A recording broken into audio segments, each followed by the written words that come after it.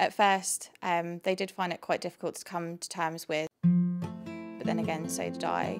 But over the years, especially now I've got my diagnosis, things have got a lot better, and together we've learnt about it, which has made it a lot easier.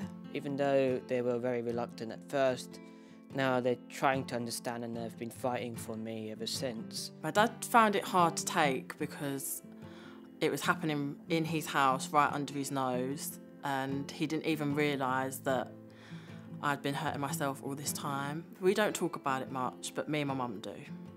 I told my mother first, and she told me to keep quiet about it and that it's a stigma to have mental health conditions in our culture. I had to tell my family. I was so scared about it. I thought that they'd be angry with me or that they'd be really upset, and I kind of thought that their reaction would be completely negative, but actually they were really helpful and it wasn't anywhere near as bad as I thought it would be.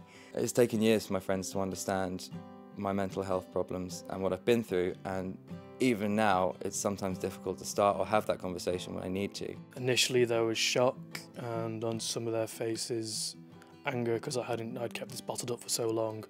Once that initial reaction gone, they couldn't be more supportive for me and did everything they possibly could to make sure that I'd never go back into that place again.